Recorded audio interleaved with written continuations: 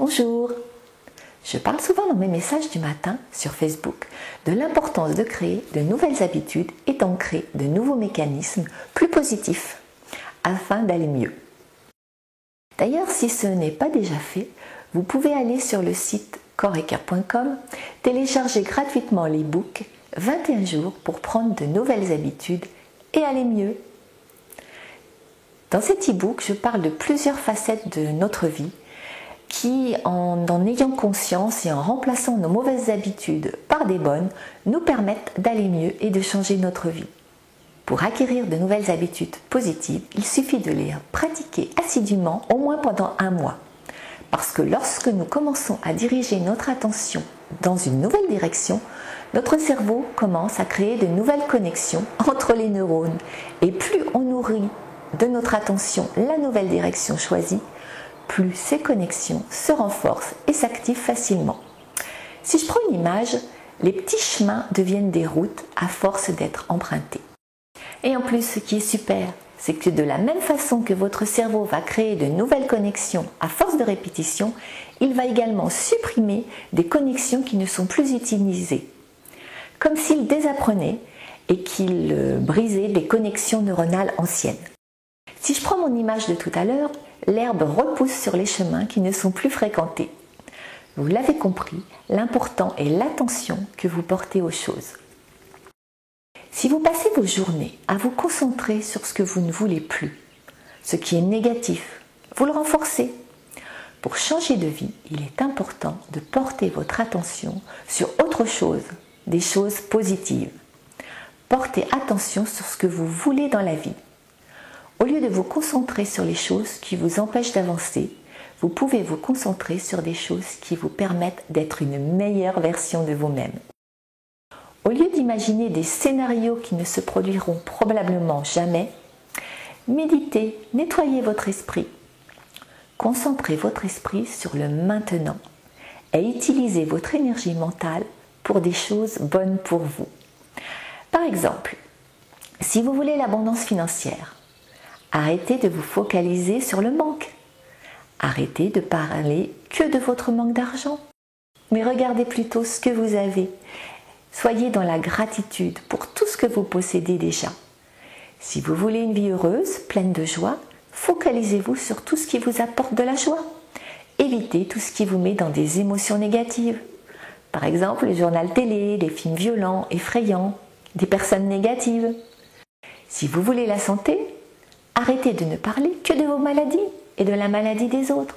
Focalisez-vous plutôt sur les pratiques de pleine santé. On en revient toujours au choix. C'est un jeu de stratégie. Choisissez d'utiliser intelligemment votre esprit. Résistez à la tentation de penser à des choses qui ne vous sont pas profitables.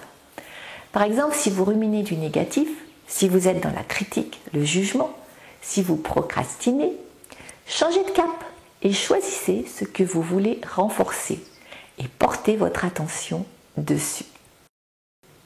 Pour supprimer quelque chose de votre vie ou une mauvaise habitude, il faut arrêter de ne penser qu'à ça. Parce que c'est bien connu, ce à quoi je résiste persiste. C'est pas facile, c'est vrai, je le sais, mais ça demande des efforts. Il faut rester attentif. Et lorsque la mauvaise habitude ou la pensée dont vous ne voulez plus arrive, changez tout de suite votre attention de direction. Vos efforts seront récompensés car les nouveaux comportements, les nouvelles pensées deviendront vos nouvelles habitudes. Et une fois que c'est devenu une habitude, vous n'avez plus à y penser. C'est automatique. Pour vous aider, posez-vous des questions. À quoi je pourrais penser pour provoquer en moi un sentiment positif? Par exemple, qu'est-ce qui m'amuse? Pourquoi ai-je de la gratitude? Vous trouverez vos questions. C'est un processus tout simple, mais le fait de vous poser ce genre de questions va faire qu'automatiquement votre cerveau va se mettre en mode tête chercheuse et commencer à travailler pour vous apporter des réponses. Ensuite, si vous restez observateur de vos pensées, vous détecterez dès que des pensées négatives arrivent.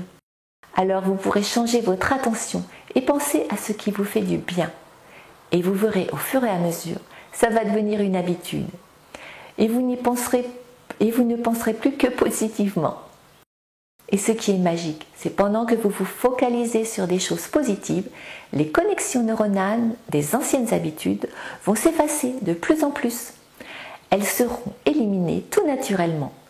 Vous serez plus libre, mieux dans votre peau et plus heureux.